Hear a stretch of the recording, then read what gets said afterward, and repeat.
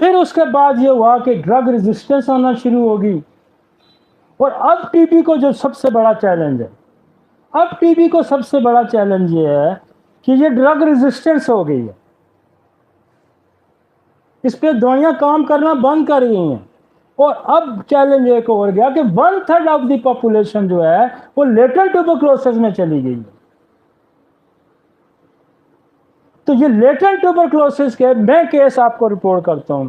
हमने latent tuberculosis को negative किया। कैसे किया? हमारा एक एक्सपेरिमेंट था, और वो एक्सीडेंटली एक्सपेरिमेंट था। एक बच्ची है, उसको ट्यूबरक्लोसिस लेटेंट है, और वो बच्ची ये कहती है कि मैंने टीबी की दवाई नहीं खानी। और बच्ची के लिए कंपल्सरी थी कि उसने टीबी की दवाई खानी थी। चूँकि पाकिस्तान में नहीं थी बच्ची, उस वक्त यूके में थी, तो कहा गया कि ये टीबी की तो दवाई खानी पड़ेगी 8-9 महीने जो कोर्स है।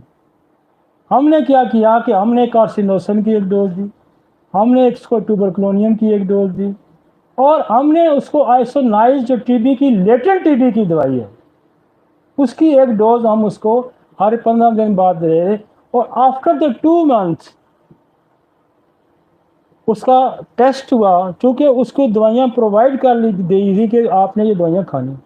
जब टेस्ट किया गया तो वो दूसरी दवाई पे नहीं थी, होम्योपैथिक ड्रग्स पे थी। जब उसको टेस्ट किया गया उसकी टीबी जो लेटेंट थी वो नेगेटिव थी। तो टीबी लेटेंट के इस तरह के बेशुमार केसेस हैं जो हमने नेगेटिव किए हैं। तो अगर मैं WHO वालों से भी हम रिक्वेस्ट करेंगे, क्योंकि ये इंसानों की बका की बात है, कि आप अपना इलाज जो कर रहे हैं आप ज़रा हमारा नसोड़ भी इस्तेमाल करके देखें।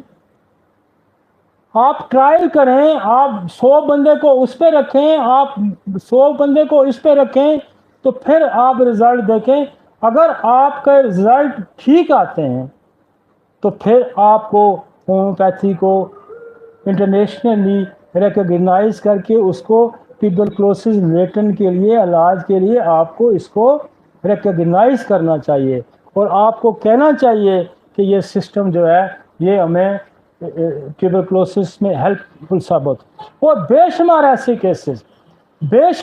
केसेस भी हैं मेरे पास, क्योंकि टीबी का जब टीबी ठीक भी हो जाती है तो टीबी का जो स्टेन है, टीबी का जो फेफड़ों पे दाग लगता है वो ठीक नहीं होता। लेकिन जो लोग हमारे पास टीबी का इलाज कराने आए हैं ड्यूरिंग द ट्रीटमेंट, जिनको हम ट्यूबरक्लोनियम का इस्तेमाल कराते रहे या हम आइसोनाइज का इस्तेमाल कराते रहे, उनके फेफड़ों पे दाग नहीं पड़ा। और ऐसे बेशुमार केसेस जो सऊदी अरब जा रहे थे या बाहर जा रहे थे, जिनके फेफड़ों पे टीबी का स्पॉट होने की वजह से वो बाहर नहीं जा सकते थे, उनका हमने 3-3, 4-4 महीने इलाज किया और उनका जो फेफड़ों पे स्टेन था वो ख़त्म हो गया। तो लिहाजा इसकी अफादियत एज द ट्रीटमेंट एक बहुत बड़ी अफादियत है।